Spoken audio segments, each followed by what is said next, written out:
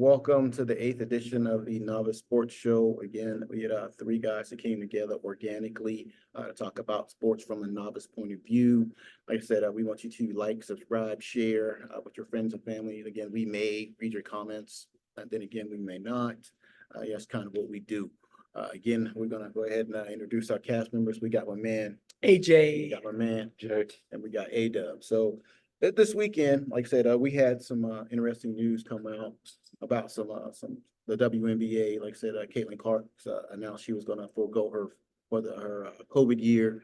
You know, I don't know how many years that is, but I'm sure she's been in the league like what, 20 years? No, I don't think. I'm just kidding. She hadn't been in 20 years to break that record. And you know, I was kind of going, you know, why would you want to leave the lucrative NIL deals that you have, you know, at Iowa? Because she is the face of Iowa basketball. You know, and when you compare the salary of the WNBA, which is like what, 76K? Yeah, she'll come in with 76. Yeah, 76K. And I'm just like, you know, why would you leave millions of dollars on the table? Forgo that last year, put the record out of reach, you know, but you know, again, I'll go ahead and see what Alan has to say about that. Yeah, so I was thinking the same thing. Like these kids that are making a lot of money in college, like why leave? But then I looked it up and that money follows them, right? Yeah. So the endorsement deals that you sign when you're in college, that they don't just go away when you go, you know. So if you got to deal with State Farm, and they love you and you're in college, they're gonna love you even more when you leave, right? So that doesn't end. So she's just be stacking checks now. So her WNBA money, which again is slotted at, she'll be the number one pick. Indiana is like 76,000 and change, and then whatever she's making endorsement wise, she'll continue to get, you know, unless she was getting something directly from the school, which I doubt. But you let But and then whatever extra endorsement she's going to get now because of the WNBA platform, because she is going to be the face of the WNBA day one. Now, whether she has earned that yet, no. Whether she can sustain that, we won't know. But she is by far the biggest name to come out of college to go into the Indiana. Their season tickets are already like going through the roof because of her, because they're anticipating that she's going to be coming. So, you know, she's a big deal. She's going to be even a bigger deal as long as she just keeps what she's doing. Now, we had talked about this before. There's a learning curve, right? Yes, there is. So you got, you know, grown women trying to feed their families. You got this young girl coming in that gets all the attention. You know, somebody gonna try to, you know, teach her a lesson. Gonna, you know, let her know that it's not gonna be quite so easy. But going into it, day one, she's the face of the league. 100%. Yeah, and they're gonna push it. Like I said, like I said, when I read ticket sales are already doubled, and the fact that they're already sold out, you know, that's actually, she's already guaranteed number one draft pick already. But it also puts in the sense that Indiana basketball is like it's on the map. I mean, Reese being there with you know, Caittlin Clark coming in, Indiana's probably gone. Well, it'll be more or less for women's basketball, because they need to not continue to grow, but they need something to keep the league going. Because remember back in the day, you had Swoops, Parker, and a few other people. You had the girl, was it Tarasi, and those girls, all those girls out of UConn. And they were big names, but nobody was watching. Right. Let's be honest. Right. Nobody cared. And nobody still cares about the WNBA. Yeah, and that's the bad part about it. To the extent of the NBA. Well, no, they don't care. We care. So don't get that. I don't know that we do. I don't watch it. I don't know that we do. I care. I mean, I 100% don't watch it, but I do pay attention to the highlights. And again, I'm more of a college fan than pros anyway, because I've talked about this before, the atmosphere. I can name some Iowa basketball players from back in the day, but glad you can. just because I'm old. But I couldn't tell you in the past 15 years anybody that played for Iowa. But I can tell you, but everybody knows Caittlin Clark. Yeah. You know, it's just like you know, UConn basketball. their men's team has won multiple championships. Yep. But for a long time, the women's team was way more popular than the men's team. They were Yep. selling out every game. Yep. You know, they were dominating the sport. But yeah, I mean, the men's, but the men are successful. Yeah. But, the WNBA only exists because the NBA wants it to exist. Let's Yeah. be honest. Yeah, because They subsidize it. They try to keep it out there. Caittlin Clark is a reason now for people to start watching it that Yeah. didn't watch before because they like her, they follow her. We'll see how long, we'll see what that gets them. Yeah. But the WNBA is not going anywhere because the NBA is not going to let it go anywhere. But, people don't really support WNBA. And my idea was always for leagues like that where it's not a giant mainstream thing. Mhm. My thing is what you need is excitement. And you need to build the fan base, right? Yeah. So for me, I would build every game. Number one, you need small stadiums. Yeah. Make it easier to build. And I would get high school kids. I'd get every girls basketball team. I'd There. get boys basketball teams. Anybody I can get kid wise, put them in there. Make it a big event. Lots of music, lots of So excitement. kind of like Like the beginning of the ABA. Yeah. like the G League. They play in like field houses. Yeah, Where it's yeah, like it's yeah, still yeah. a nice atmosphere, but it's Yeah. smaller. Yeah, but That's it's what I smaller would because do. We just, again, because it's, what's the word? Remember the COVID year for football and they would pan up in the stadiums and Yeah. like one guy? Yeah. Yep. Yeah. That's bad for viewership, even though we understand. The Yeah. same thing goes for everything else. Yeah. Why watch a product that nobody else is watching? Yeah.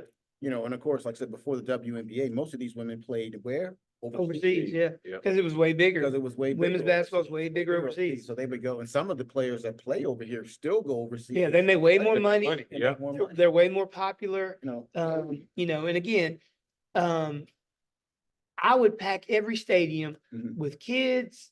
I would pack it with, if you got to give away free tickets, give away free tickets. Yeah.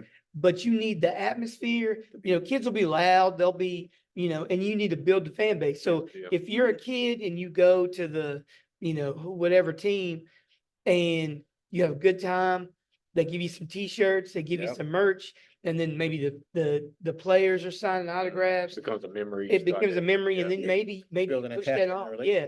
you build an But- attachment. But if you don't do, to me, if you don't do that, eventually, again, the NBA is not going anywhere. Mhm.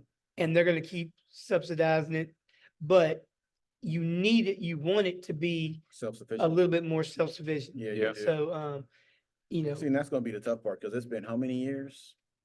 a long I mean, time. it's been a long time. I mean, Yeah. it's been a long time, because I remember when it first came out and everybody was like, are you gonna watch it? I'm like, no. Yeah, When they start dunking and flying through the air, and again, this is just me, my personal opinion, and this is what I like. I like to see the excitement. Yeah. I like to see breakaway or a contested dunk where the Mhm. guy gets posterized. That was me back then. I kind of like the fundamentals, but again, I still don't watch it. No, probably a good product, but again, I don't watch it. I mean, I don't even watch the playoffs. yeah, I definitely don't either. So, no knock on them. They probably could beat me in a one-on-one.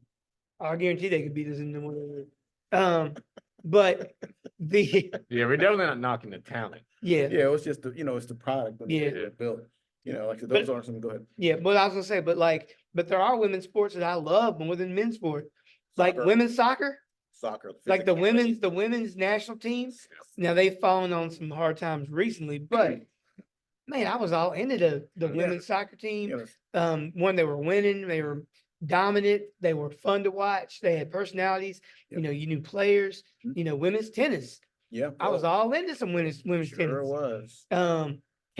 Cat suit everybody. Cat Hey, suit. look, whatever it takes to get you to watch, man. I was watching before you know, the cat suit, but anyway. There's a lot of women's sports again that are entertaining, Yeah. and that to me, I found them more entertaining than the men's. People that say stuff like, "Oh, Serena, can beat men," like stop She it, can beat me anytime. stop. That's not what we're talking about today. We're not talking about that. Okay. G-rated show. What are you talking about? Gotcha. But she even said, like, look, I'm not beating these men. What are you talking about? Stop it. You know, there were years ago, I don't know if y'all remember this, Yeah. when Brittany Griner was in college at Baylor. Oh, when DeMarcus Cousins. I didn't hear what he said, but Mark She Cuban. said she could beat the. Oh, she said that? Okay, She could beat DeMarcus Cousins so on so look, No. when DeMarcus was in his prime. they better hope, listen, they better hope that didn't get out. She'd still be in prison in Russia because clearly she was smoking something if she said that.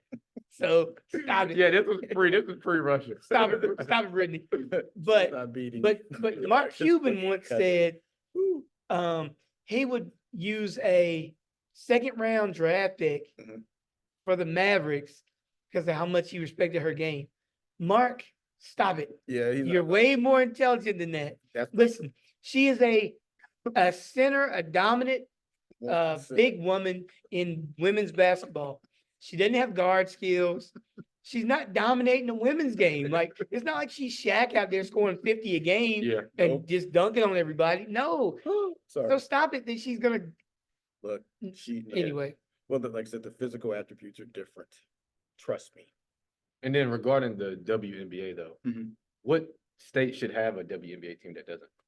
Oh man, who knows? Oh, I mean, None of them. I mean, Listen, how many teams are there? I mean, 16. I 18, couldn't even 20? tell you. It's just the fact that they do want to expand. Well, they got. They don't need to expand. I mean, It's gonna you gotta delete. have- But you gotta have, okay, when the NFL did expansions, right? Teams were hungry to get that. You know, you had Jacksonville that came in. Who else? Houston Texans. Who else came in? Panthers came in with Panthers came Jacksonville. in, Jacksonville. So you know, so when they expand, teams want that because of the money it brings to the local economy. Number one.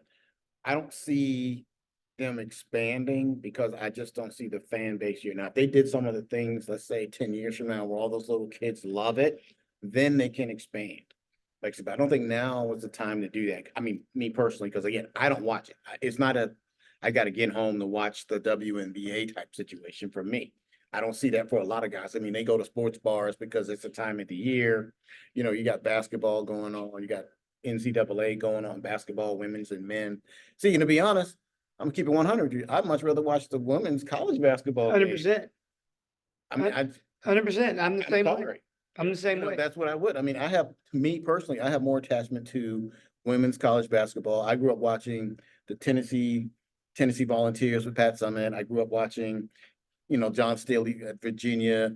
You know, those are the games that I watch and the people that I watch play.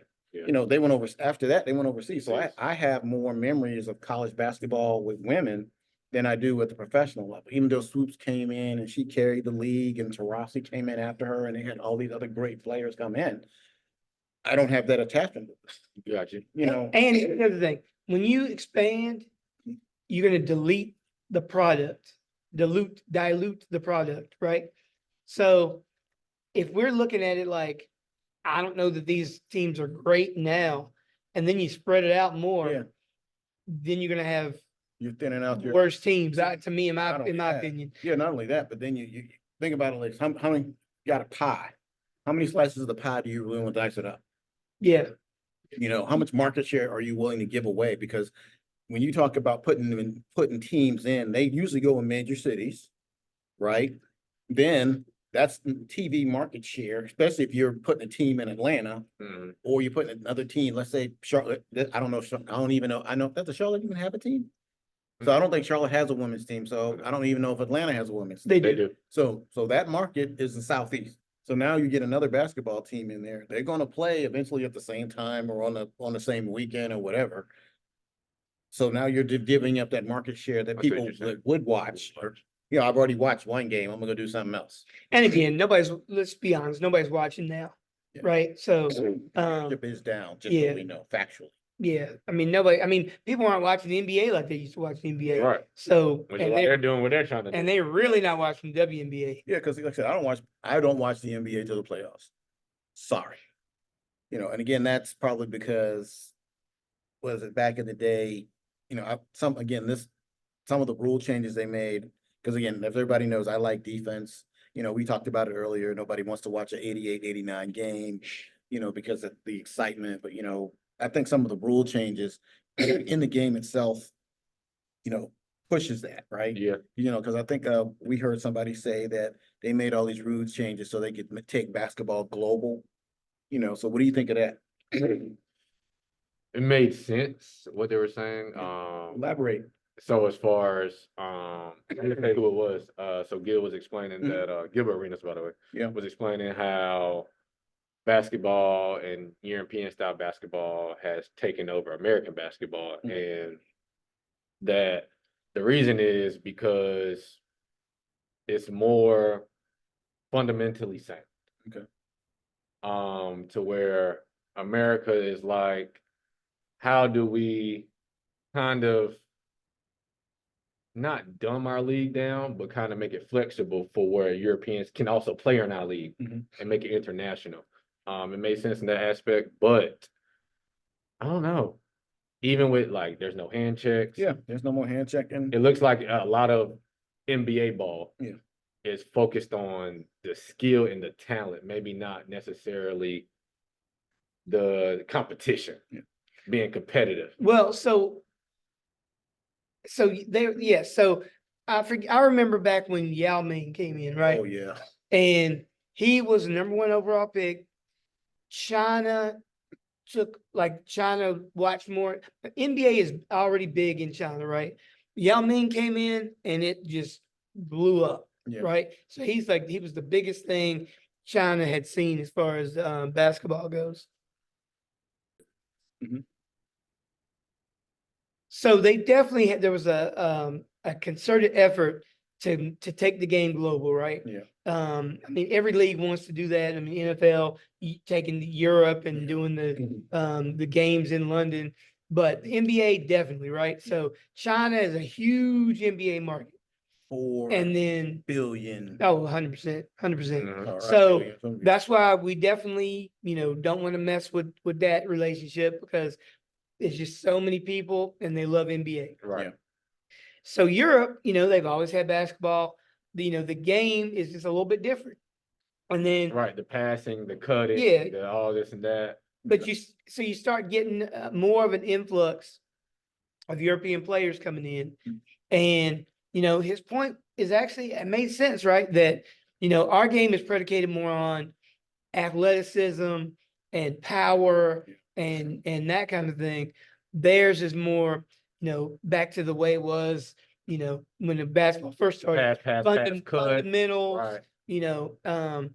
And so now that there's such an influx of European players who not only are getting drafted, used to be you would draft a European guy, remember they would say stash, Yeah, set 'em on the bench stash them somewhere. because they knew they weren't ready to play yet. Yep. And so you wouldn't even bring them over. You would just leave them where they were. Yeah. Tony Kukoc and all these guys back in the day that didn't come over right away. Right. They came over eventually, and then they were good players. Now, if you look at like the NBA drafts and boards and that kind of thing, Picks are European. they're all dudes. Yeah.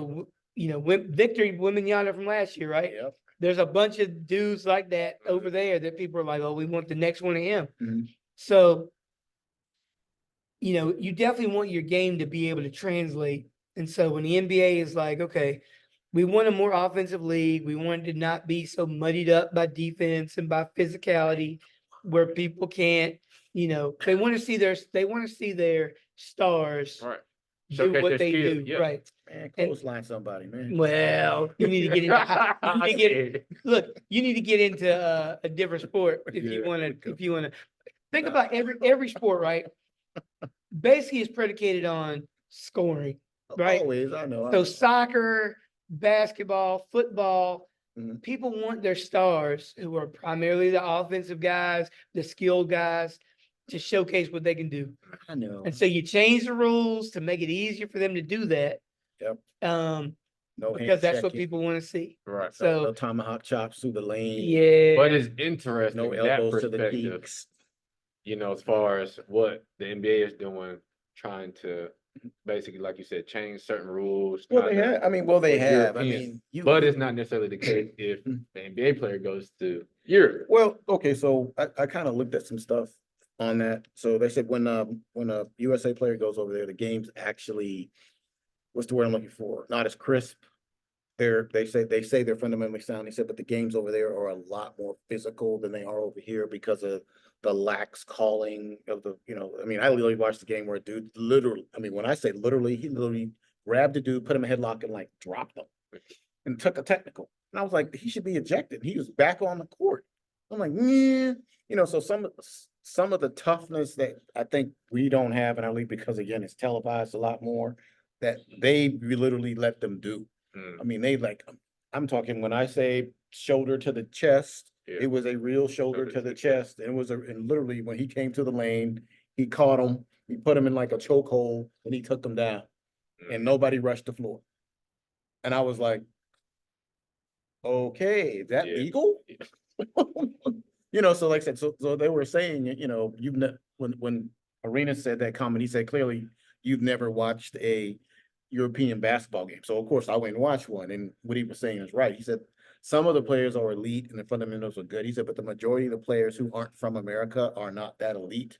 He said, so when Americans do go over there, they do have to not dumb their game down, but they have to get used to the flow of the game is what's being called, because he said it's way more physical than what we play on our side. Yes. Gotcha. So literally, you got to go watch something like this, man. It's funny. It's not funny because people can get hurt, but you're in awe of the fact that he just punched them Yeah. and nobody called anything. Gotcha. So speaking of that, so I watched the other day, I don't even know where it came up, but it was something about the original 92 Dream Team. Okay. And you know how that's like, put up as the greatest team ever assembled. Yeah. So I looked at that and I was like, yeah, these are all Hall of Fame guys, except for Christian Laettner. Who's still he still is a college Hall of Famer. But anyway, Dookie. but I'm watching that game, right? The NBA, so the whole reason why that team was assembled is because we lost in '88 Right. Yeah. with our college guys. And so we were like, there's no reason why we should be losing. We should win the gold every year. So they're letting their pros play. We're gonna bring our pros in. So right. So that's how that started. The gap between the rest of the world and the American basketball teams was so wide. You would think it was a bunch of elementary school kids playing against the greatest college team in the country. Yeah. Like it was embarrassing to look at. It was awful. And so I started thinking like, is that team really the greatest team assembled when you look at who they played against? Maybe, maybe not. But if you took that team now, and again, I'm not taking anything away from that dream team, and you stuck them into the Olympics now, they're not blowing away teams by 80 like they did then. No, they're not going to do that because, I mean, like you said, okay, so the maturation or the evolution of athletes alone is part of that. I mean, those guys, I mean, think about it. You got guards that are 6'6", 6'7" now, right? That's normalized. That's the point guard normal. position. That is the point guard position. Back, you were 6'6", 7", you were playing the 5 or the 4. Now these guys are bringing the ball up, putting it between their legs, dribbling behind the backs. So that's a completely different animal. You got 5 guys who can run the floor. And I mean run. I don't mean run and stop. I mean run. Run. Yeah. So you're like, I think fundamentally, in my opinion, because you have some of the greats on that dream team, they would win because of their basketball IQ, but they're not going to just out talent them. Right. Like I said, so the scores would probably be, you probably win about, I'd say you'd win by what? By less than 10 or 10, but you're not beating them by 80. Yeah. And then you talked about the offensive player having this, wanting to showcase the ability to showcase their skill set as far as offensively. Will defensive-minded players, will they start to get a power back to where they can start influencing the game more?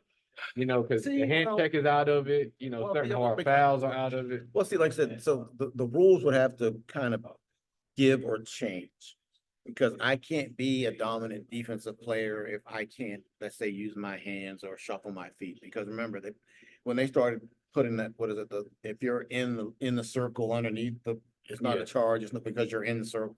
You got to, so now as a defensive player, I got to beat you to the spot, be outside the circle, and I got to take the charge. You know how hard that is? Yeah.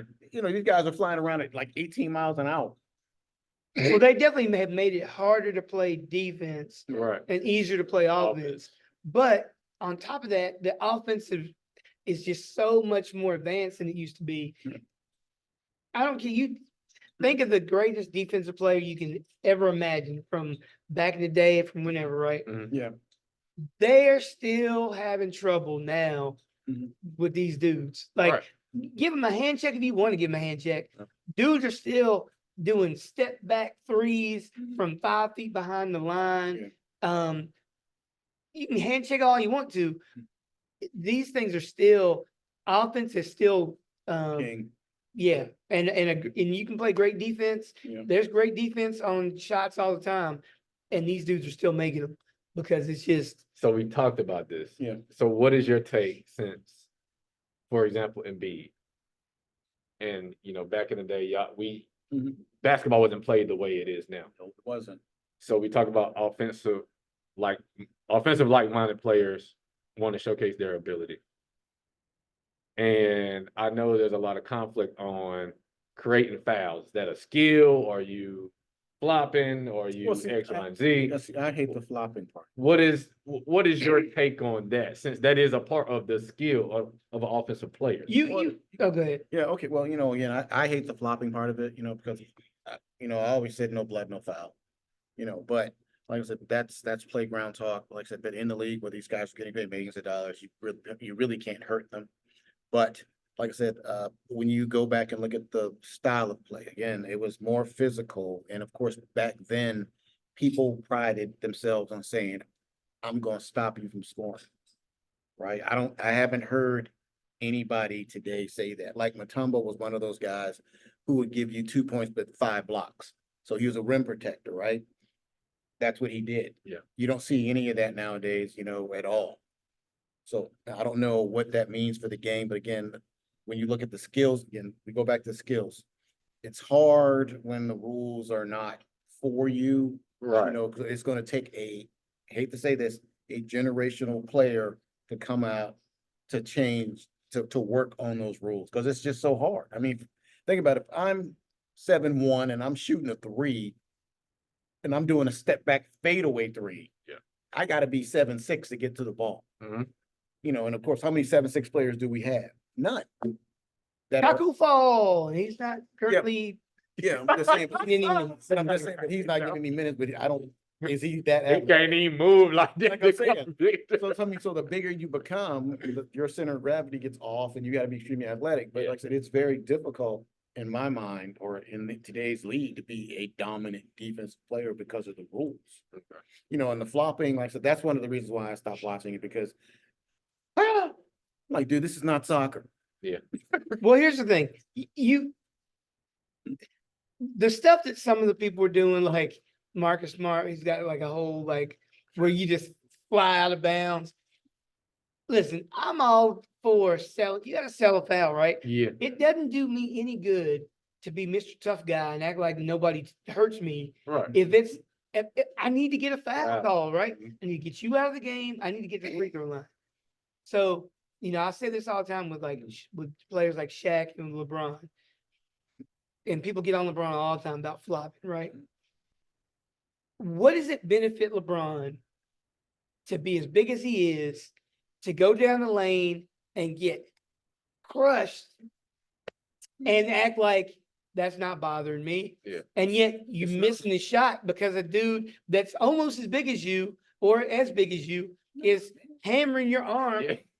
That didn't benefit him at all. Yeah. So you gotta sell it a little bit. Go to the gym. You telling me he ain't going to the gym? Right. Look, listen. So I know if I go down the lane and you hack the mess out of me, it doesn't benefit me at all to just power through that and act like, oh well, I know you fouled me. No, man. Therefore, I need to be at the free throw line because you messed me up from getting these 2 points. Okay. So in that sense, you're saying you understand the selling of it, but in the sense of, I'm gonna use my boy Harden. you know, if you were hand checking, he would go and sweep under just so he could Yeah, get so the he get the foul. That's smart. That's smart. Okay, so that basketball. is okay. So 'Cause I know that was a conflict of no, like, see, but that's why the rules, if you hand check, he's gonna sweep under and get the foul every time. So like I said, you'd have to change the rules. So back then, you could hand check, cause Right. cause see, once I put my hand on your hip, I control where you where you go? Yep. So, so they had to do that. If I'm an offensive player and if you limit where I'm going, the defense knows where I'm going too. Yeah. So if I'm gonna, like, let's say I'm guarding Jaylen Brown. If I get on his right side and I put my hand on his hip, he gotta go left. I know that's his weak point. Mhm. So does everybody else. Yeah. And that's perfect. See, that's why you could hold guys to 12 points, 10 points, that would normally score 30. That's why you had to be slightly not more creative, but that's why you had to use your teammates, the pick and roll, the high, the screens to Mhm. get free. They still use those things now, but, without some of the defensive, not rules, but some of the things they would do. I mean, because oh my God, you can run through that screen if you want to. Yeah. That dude standing there. But you gotta think again, everybody knows Yeah. it's not gonna change Most that they likely. wanted to be an offensive game, right? They're gonna have to do stuff once it gets out of hand where it's like, but when people say stuff like, they don't play defense now, I just say that I just reject that because dudes are trying to play Play defense Yeah. and offense is just too good, right? And so all you can do is what's allowed. allowable in the Yeah. rules. And and so you look at somebody like Wembanyama, right? He's about to be Rookie of the Year. I think he's also gonna be Defensive Player of the Year. Interesting take. Okay. I think he is. Okay. Next week. So dude is blocking shots at a crazy rate. One, because he's just so tall, so long, and he's able to move enough where he's not just a giant statue like Mark Eaton back in the day, right? Yeah, man. Who was blocking a lot of shots, but they were just a giant, had to stay in the middle. They couldn't get out there on Just a big thing to Yeah. face, basically. And so Yeah. again, that's those dudes don't have a place in today's league because the 5 is out there shooting threes, and if you can't at least stay in front of him, you can't play, right? So let me ask you this because I did see this. I came across this when searching some things up on the internet. Since we're talking about how the evolution of the game of basketball has changed and evolved, what players got impacted by that? Okay, To where they were good, well, but the okay. game was changing, which they didn't kind of adjust to the game as well. Basically, almost any guard that didn't shoot the ball. Any Uh, guard. No, okay, so let's really think about that. So because again, I'm a different era, different guy. Who really benefited from that, right? From all the offensive guys, all the shooters benefited, right? Number one, guys like David Bowen, no, was it Bruce Bowen? Guys like that, or Defensive player. defensive players are the ones in my mind that truly suffer because if I'm a defensive specialist, what am I doing now? Literally, what am I doing? Well, you still gotta have every team has somebody that's like their Supposed to. defensive guy, right? Right. It just looks different because you're trying really hard and you're getting in front, trying to get in front, trying to stay in front of people. The best you can do is make it difficult for people. Yeah. So Now, I can hold him to you 30, might score 30, but it's gonna be. but it took you, more shots to get it, or it was a harder 30. I can't keep you. The days of me holding you to 10 are done, Yeah. right? But if I could make it a hard 30 for you to get instead of the easy 30, which would have been 45, 50, Yeah. I'm trying to. that's about the best you can do. Like, for example, okay, AI talked about what he thought he would average in today's game, Okay. which probably would benefit him because it's more space. Well, As Well, compared to, except for the fact that he's not a deep 3 shooter. Yeah. So driving the he's lane. getting to the basket. Get to the basket dudes aren't going to do as well in this era as the dudes that just have that crazy range. see, so for that's the example, Giannis, I like to use Giannis. Giannis, I think, excels in this type of game because it's a lot of space. He's a driver. As compared to, would it be so successful back in the day? No. It's too clogged up in the More middle. people, like I said, he's not gonna, because see, back in the day, it was different. Like I said, because remember I told you, I said I looked at a college game and I noticed the spacing was completely different Mhm. from when I watched it back in the day. So the spacing is different, like we say, like, so, because again, if you're driving, and you weren't driving the middle, because that wasn't happening. I'm sorry, you drive to the middle, it better be wide open, because if not, you were gonna catch one of my famous elbows or fouls that I like to see. So, like I said, the game has changed, so AI, like you said, got most of his buckets in the paint or pretty near to it, because he would drive or fade away, or he'd crush you over and make you look silly, but he was always driving to the hoop. And that's why he probably took the beating he took. Now he would score, but he would be really tired because he's always moving, going toward the goal. But of course, his defense wasn't that good either. Or like, even though this guy I'm about to say, he was a defensive liability, Jaleel Okafor. Jaleel Okafor compared to Embiid. Why do I think Jaleel suffered? Because at the time, though he was good offensively, the game was changing to where big men were starting to now shoot threes, which now benefits Embiid. Yeah.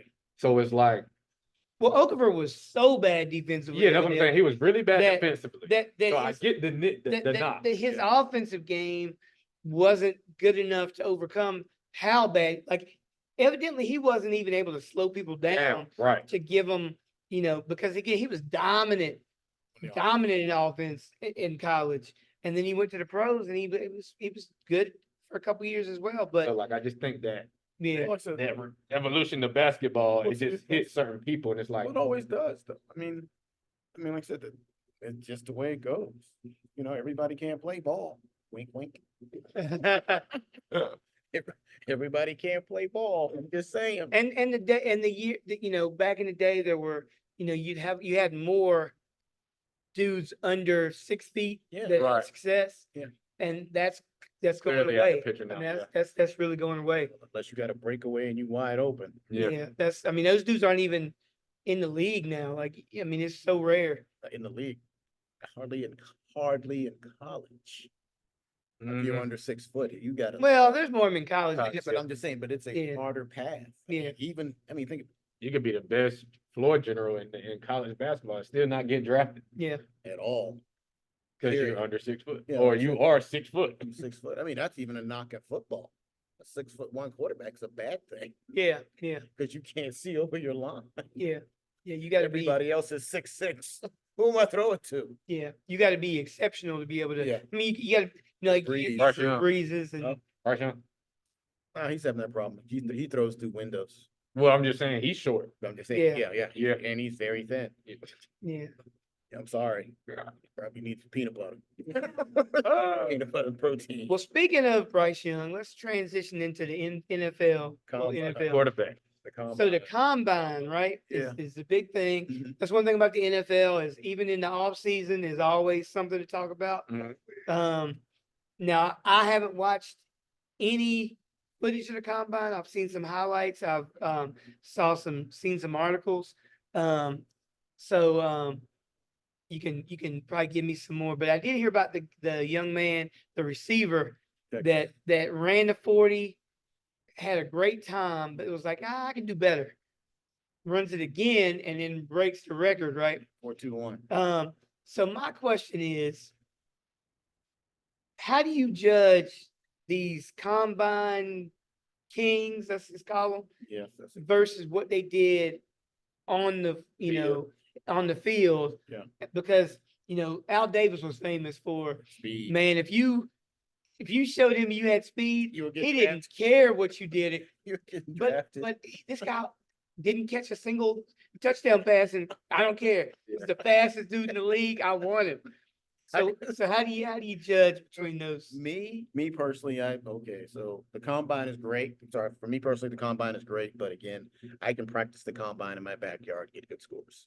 Right? That's just me, my person. You all know me. I like to watch them play against talent and the level of talent they play against. Again, I knew the guy was fast because he played against Alabama. They double covered him. I get it. So he can beat 2 deep coverage. Wonderful. That means you're running a streak or a go or a post or something like that. So when you're running that fast, the question is, for me, can you come out of your break? Because if you're running that fast in one direction, and you can't come out of your break, you can't run it out, you can't run a dig. You're a one-trick pony. You're a one-trick pony. You're running, that's like the kid from Tennessee last year that ran all the deep ball, or was it the year before with Hendon Hooker? I know you're talking about. Yeah, him. fast guy. What did he do in the NFL? He caught maybe 1 or 2 touchdowns. Because why? If you're running, everybody's fast in the NFL. Yeah. You know, and again, combine king doesn't mean you're going to perform well on the field. Everybody is fast at that level. Mhm. Just because you're 2 ticks faster, if you're wide open, makes sense. Yeah. But if you can't get wide open, if you can't get off a jam as a receiver, or if you can't read coverage as a receiver, you run the wrong route, you're no good to me. I don't care how fast you Yeah, that's the thing that always drove me crazy so is they will move somebody up up the draft board. the draft board because they ran Based off a accuracy. 4. Well, I mean, Look, because they ran a 4-3-1. Yeah. But instead of a 4-4. Yeah. You know what I'm saying? Like, Yeah. again, we're not out here running, you don't get points for running the 40, Right. right? So if you, You don't. it doesn't matter how fast you are, like if you can't do the other things, we need you to catch the ball. Yeah. We need you to be able to come out your break. We need you to run a pattern, run a route that our quarterback knows where you're going to be, because a lot of it's timing, Yeah. you know, and so, Yeah. you know, or a dude, you know, a defensive end, I'm just making this up, defensive end, who had 3 sacks his whole senior year, Right. was a 4-year starter, but he shows up at the combine and he bench presses, you know, he jumps. and all of a sudden jumps you move him 24 up in the, feet. He jumps a 96. Yeah, I'm like, okay, but he's getting drafted. so why didn't you get more sacks in Yeah. college then? Oh, and then also speaking of the combine, Yeah. I did hear that Jaylen Daneils did participate The throwing. in the combine to do his pro day to get other prospects a look, because he No. Well, no, he didn't. No, That ain't the reason. That ain't the reason. No, you never. I mean, come on, that would be like me saying, you know what? Yeah, I was about to say, what are y'all thoughts on that? I want more competition. Are you nuts? I'm trying to go pro. I don't need Yeah. more competition. No, if he didn't throw, normally when they don't throw, that means they don't want to throw to receivers that they don't know because of the timing, because it's better chemistry with your own guys. That's what it was. On pro day when you're throwing that ball. You know, but like I said, that's just my opinion and my pick, but that's the way it's kind of, to me, how it comes across. When everybody tells you you're going to be a top 3 pick, or at worst, you're going to be one of the top 3 quarterbacks taken. Yeah. You really don't have to go out there and do stuff in the combine. Like Calib Williams is catching some heat because he showed up at the combine. He said, "I'm not taking the physical. I'm not throwing. I'm not letting you measure me. If you want to see what I'm about, you got 3 years of film." Yeah.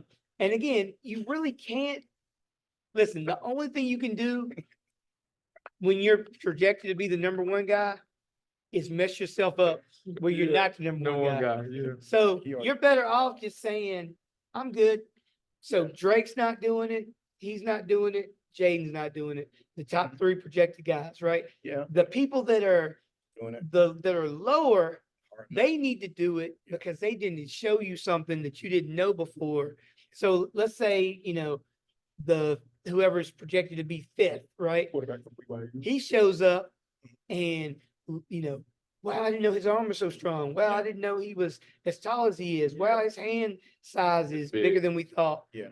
So he's going to move up in the draft boards. Yeah. They all do their individual at their school with their receivers, Yeah. you know, where they're comfortable. They'll do their pro day, and everything is they want it to be as perfect as possible to showcase everything. They don't want any kind of variables that might make them not look Look as good, good, yeah. which is smart. It's Yeah. smart business. Because I think I also read that, and it was because of the physical aspect. Yeah. The Washington quarterback, Penix. You're talking about Penix. Yeah. They were saying like he's not as tall. He's like 6'1", 6'2", Well, see, but his hands are as big as Anthony Richardson. Yeah, Yeah. big hands. I mean, so to be a Well, quarterback, actually, I think maybe bigger. yeah, bigger hands are good, like I said, but there's only been a few short quarterbacks who have excelled. You know, like I said, Flutie was excelled somewhat, but what's his name? Drew Brees, Breeze. There's another one. Russell Wilson didn't talk. Yeah. He isn't tall, so you can. Kyler Murray's not tall. Very true. Yeah, Colin Murray. He's not tall. but He's like, also he's not sitting in the pocket throwing the ball. Yeah. He's running around like a little. but then he throws. Yeah. But nonetheless, that's Antoine's evaluation. But yeah, like I said, most of these guys, like I said, like I said, Alan remembers this. Tony Mankiewicz. Yep. This guy came out of, was it Michigan State? Michigan State, Michigan State the greatest the prospect greatest ever at offensive ever. line. ever. This guy ran a 4.58 as a lineman. He was on the cover of On- Sports Illustrated. He looked like the Incredible Hulk. He was On the cover, they said the Incredible Bulk. Yes. Yeah. And what happened? Mind you, this guy tested in every category, records. What did he do? What did he do? Well, when he stopped taking Yes, steroids, thank you. When he stopped taking the juice, he did not do well Yeah. at all. yeah, all of that All of that went away. You know, I mean, again, I don't know. I mean, I know these guys are fast. I know what their nutrition and the training programs and all the things that they're on. Like I said, but you can train specifically for the combine. And that's why those guys in in December, when they don't go to bowl games, this is what they're doing. They're training because it's the same drills. Yeah. You run the shuttle drill, you do the broad jump, you do the vert, you do the bench press, you run your receiver routes, you run DBs, your back pedal, you open, you're opening your hips to see if your hips are tight. They're checking how you come up out of your break. And like Caleb said, you got 3 years of tape to look at. Yeah. So I mean, my evaluations always come in, and again, I don't watch a lot of tape. I watch people play games because that's how you're gonna play when you're on the field. Mhm. When you're watching stuff when it's running at 1.2 seconds and you're Yeah. seeing him go click, click, click, click. Yeah. No, I want to see him come out of his break if he's coming. If he's not coming out of his break as a DB, you probably don't want him. You want to see certain tendencies. Yeah, I want to real see live in time. real life time. Well, and like Yeah. quarterbacks, in these when they do their pro days, the ball a lot of times doesn't even hit the ground. Yeah. But that's because you're throwing against the air. Yeah. It's like Yeah, you're like right. there's nobody defending. Ain't nobody trying to There's get you, no bro. windows you're throwing through. Good. There's no One, trick two. defenses. Yeah. You know what I'm saying? So yeah, we know, Yeah. we can see, okay, you got the arm strength to make that throw. Yeah. But do you have the judgment to make that throw when the defense changes on you and when there's a guy on, Coming back. underneath and a guy over top and you got to fit it in there? That's the And you got difference. the 300-pounder guy come. You Yeah. can hear his breath in your face. Yeah. Yeah. And we always talk about drafts. NFL drafts, NBA drafts. Right now, we're going to talk about NFL. Mhm. And this is a wild guess. Out of the quarterbacks that are in the draft, which one would we be still talking about in the future? Okay. Jaylen Daneils. you And think why? Jay- And why? And why? Well, okay, number one. Okay. Okay, so as much as it doesn't pain me to say this, I watched Jaylen Daneils play ball. I watched 3 of his games. I watched Florida State game because again, I'm a Florida State fan. And oh boy, he was taking some hits, bro, and he was getting up. That's going to be your preview of what you're going to be getting if you're a top 3 pick. You got to be able to get up. Ask Bryce Young about that because he's getting up a lot. So if you can stay in the pocket and you can make those throws, you're more evident to be more successful than when I watch Calib Williams. Again, I get USC defense was abysmal. I get all that, but every time all you saw was his pocket breakdown. He's taking off to try to extend the play or run around. In NFL, I suggest you don't do that a lot because your career will be shortened by the number of hits you're going to take. So me personally, I see Jaylen Daneils based upon the competition he played in the SEC because he's going to be playing against those guys who normally, because the SEC puts more guys into the pros than any other division. So you're playing against NFL level talent, even if you're playing Ole Miss. That or conference playing- is just so good. Yeah. So not so good, but the level, the players are the same size and the same speed that you're playing against at the next level. Yeah. So he, to me, we had a pretty good roster. I'm not going to say that, but he, to me, has the IQ and, he's going to be willing to sit in that pocket to take those hits. Whereas I think Calib is going to be running around, but like a chicken with his head cut off. I get it because I would much rather run and take a hit too, but you're going to get hit eventually. So if you're not willing to stand in the pocket and make those throws, because that's what the NFL is, you gotta stand in that pocket. You gotta be able to step up in the pocket, step to the right, step to the left, and you gotta let it go. And like I said, I haven't seen other quarterbacks do that. They're usually running for their lives. I mean, I haven't watched Drake May. I watched Penix, and I watched him in the championship game. and he had some throws that were just off. I don't know if he was hurt, because there was some pretty wide open guys, and that game could have been completely different. Then I watched JJ McCarthy. He hardly ever threw the ball. Yeah. So I'm kind of like, he jumped up into the top 5. And I'm going, how? Because my top 5 again, if I'm Chicago, I'm probably getting James. I'm not getting Calib Williams. I don't care what they say. Sorry. I'm getting Daniels. That's my first pick. Then after that, I'm probably going to go with May, maybe Caleb, Penix. That's my top 4. And then maybe in Bo Nix, maybe. Those are your 5 quarterbacks. Again, when I watched Nix play against Washington, he didn't really do nothing he did excited me. Yeah. I'm just kind of like, okay, this is the guy that's supposed to be all right. But again, this is the deepest quarterback draft. And if you need a quarterback, get one. I'm of the mindset for Chicago. I think they're going to draft Caleb Williams because they're already talking about trading away Fields yeah, already. It's a Fields. done deal. They're just waiting for a good offer. I think they're going to put him in a bad situation, and he's not going to excel. But that's just me. So I think it's what's going to come down to, and what it always does, is not physically, because we know physically these dudes can all play. It's going to be what's up here, right? Mm-hmm. The person we're going to be talking about the longest is Caleb Williams, because whether he's great or we're a bust, we're going to be talking about him forever, right? There we go. And he's going to have, that's what we're going to be talking about, right? So, Yeah, the generational player Yes. that was horrible, like Jamarcus Russell. well, no, they're going to talk about him way more than Jamarcus Russell, because poor Jamarcus, Scissor. he really came out. Yeah, exactly, man. Cody. You know what though? But think about this: Hmm? if Jamarcus came out now, Oh, you know how much money he'd be making off of cough syrup endorsements? God. Dude would be the man, King. Robitussin king, man. That's the hot Diamond take. Tech. That dude. Matter of fact, they need to call him now. Like, yo, Jamarcus, can you come do some commercials for us? When I Tell us how effective Robitussin, Robitussin and NyQuil really are. really good, really good, because it's ruined his Hey, career. it'll put you to sleep and put you out of the league.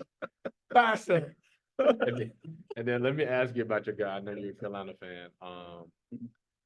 What do you see Drake may end up being or end up doing? Okay, I want Drake to get signed by New England. That's right. And do you know why I want him to go to New England? Get ready. Because New England needs a white quarterback, and I want Washington to take a black quarterback because the Commanders need a brother behind center to bring back the old Doug Williams days. Well, they were the last team to integrate, so it would be fitting. We need a black quarterback in Washington, and we need a white quarterback in New England. Well, you got a black head coach, so I guess it'll match. Poor Cam. That was never working.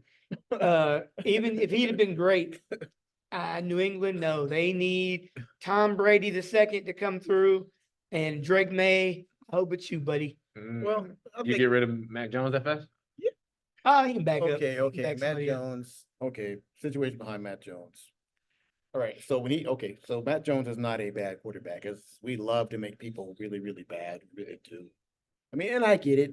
It's for the clicks. This guy's horrible, blah, blah, blah, blah, blah, blah, blah. But you gotta look at the situation, right? I think him and Justin Fields are in similar situations. Justin Fields burst on the scene, didn't have an O-line, yada, yada, yada, yada. But he made Chicago relevant. Right. Right. Now we're gonna go to what is it? The New England Patriots. Yes. Now you gotta remember, this guy first year did get to the playoffs, right? He did get to the playoffs his first year. That is Matt Jones. So that's why they said, okay, this guy's good, XYZ. Now we got to look at the talent pool around him. Because remember, they went out and got 2 tight ends. They went out and got a receiver, and they went out and got a running back. This is the first time New England ever did this, because normally they don't do any of this. Now, after that, because, New England, they do 1-year deals. Yeah. Or 2-year deals. As the talent began to diminish, his stats followed it. Not only that, they put Matt Patricia as the offensive coordinator. What? hold up, the guy who did what in Detroit? What did he do in Detroit? Get fired. Hold up. That's what he did in Detroit. He got fired. So, he got fired, right? So now you take a guy who has not been successful as a head coach. Now you put him in charge of somebody play calling. And look, and the offense was abysmal. No run game, no receiver to throw to, no nothing. And now you want to say the guy's horrible? Well, he's an Alabama quarterback, Well, that's typical. and their track record isn't great. Yeah. So, we'll see how Bryce does. Well, talk about Lua. Jaylen Hurt. is Hurt. doing well. Huh? What? Tua, those three basically will be the first three that really do Yeah, much, they really do. In a long time. since Joe Namath, He said, and that was under Bear Bryant back in the '60s.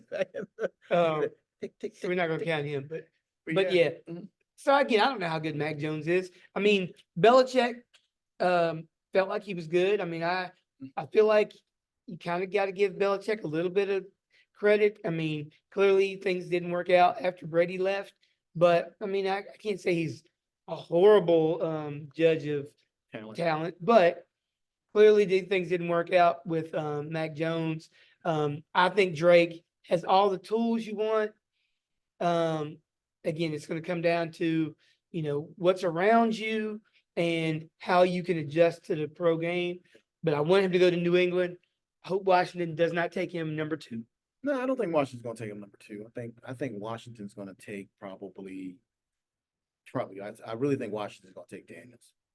Yeah, that's who I think is. That's how I think it's going to line line up. Daniels, because I don't see them taking. I just don't. I mean, like, see, because the system.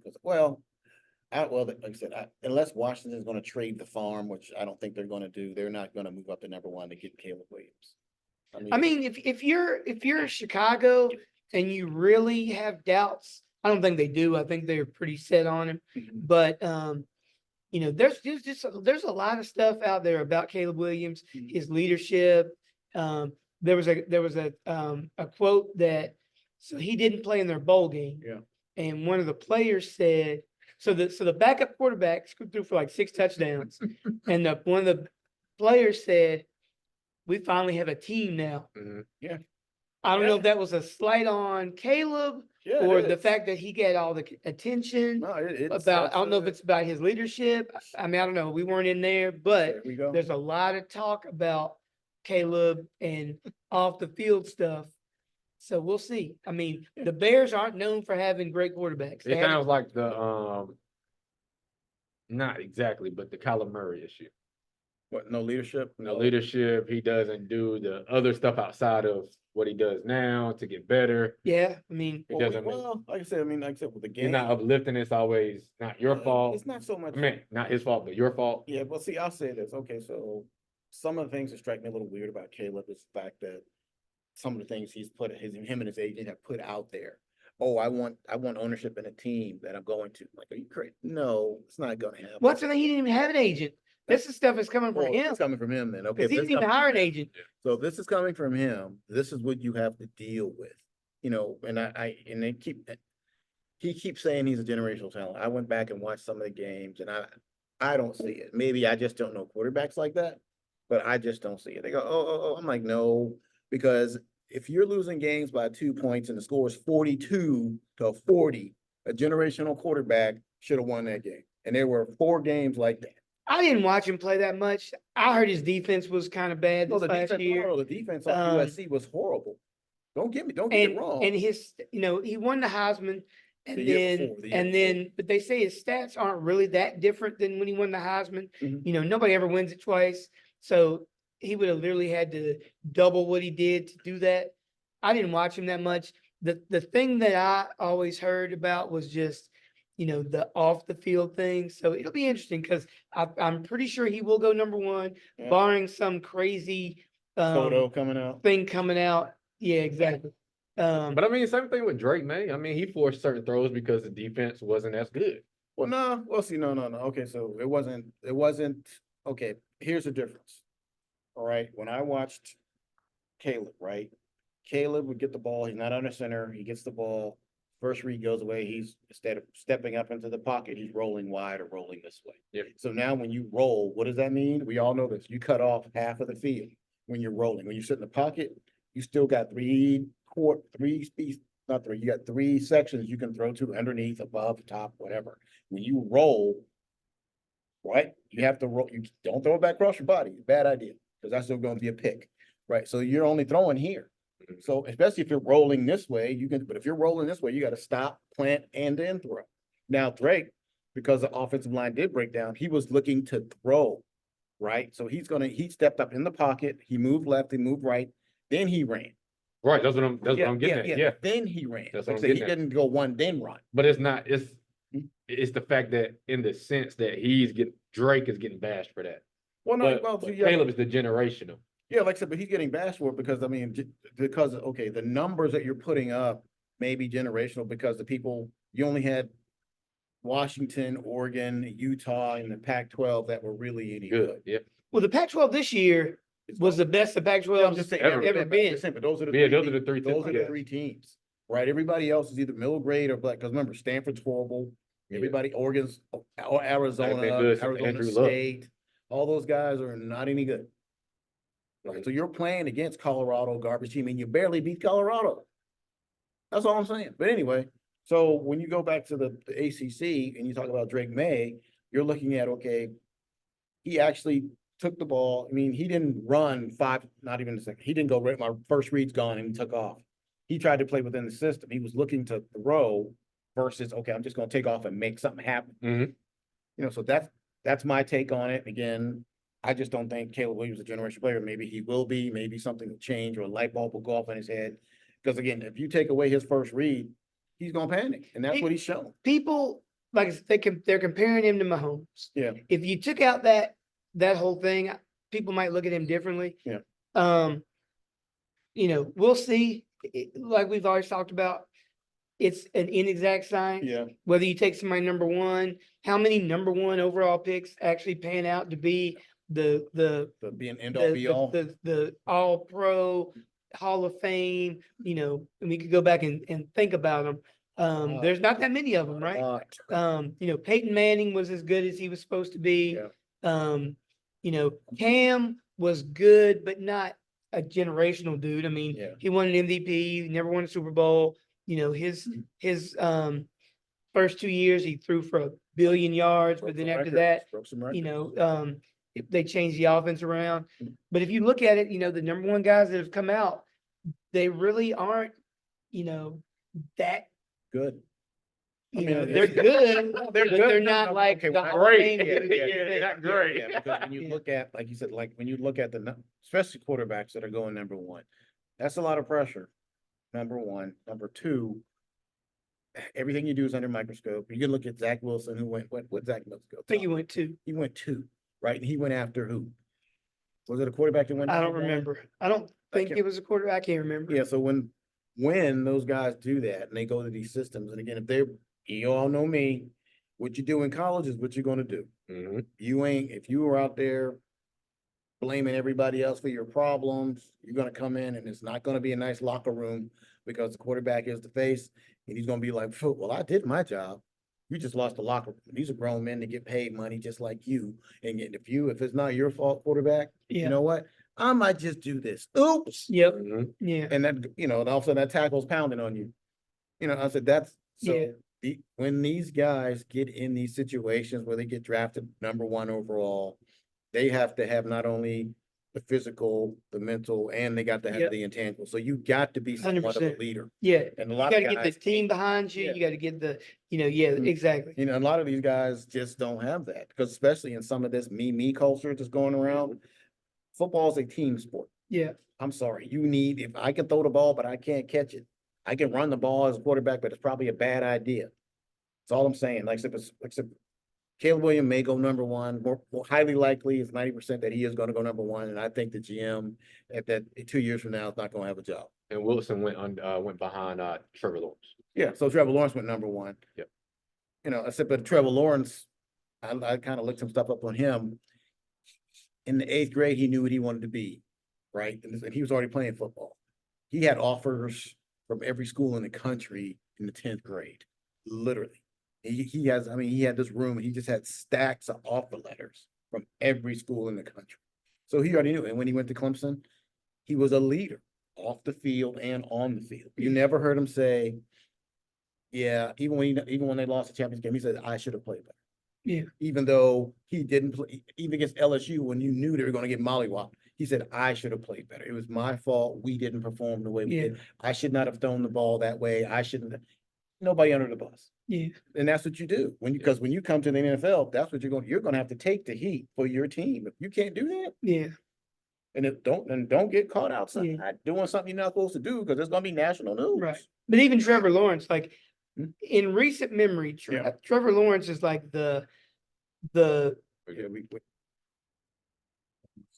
he was the, I would say, the most highly touted quarterback. yeah. Mhm. So, Peyton Manning is right up there from day one. Everybody knew he was going to be the number one guy. Trevor Lawrence, I think, is right under him as far as like accolades, and everybody said he's a generational dude. Yeah, that I can see. But you look at, he's struggled, right? Yeah. He's good, but he's not tearing up the league yet, right? Now, again, he's young. He's still young. He's got plenty of time. But that just goes to show everybody in the world had him as a can't miss prospect. There's number one guys that get taken that nobody says he's a surefire can't miss. Right. There's no way. Trevor Lawrence is one of those guys, and he's still kind of figuring it out, right? Yep. Yeah. So, Caleb might go number one. I think he will. But you just don't know. I mean, Mahomes went where?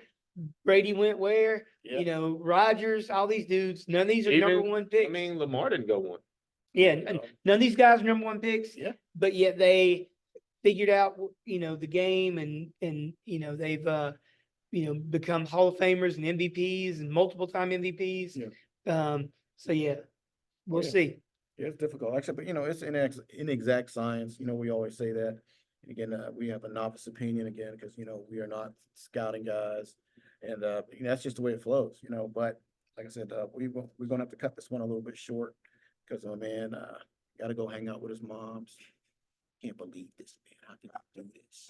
I'm just playing. I said we're gonna wish her a happy birthday. Maybe she go like, subscribe. Also, like I said, episode 8 is coming to a slight close here. Like I said, so we want you to definitely like, subscribe, and share the content. Like I said, we're trying to grow the channel. Like I said, so we're gonna cut this one off. Like I said, we got my man AJ. got my man Jay. and we got A-Dub. Like I said, we signing off. Like I said, remember, if we hit 500 subscribers, we will share a story with you, one from each of us. So again, thank you for your time. Peace out, y'all.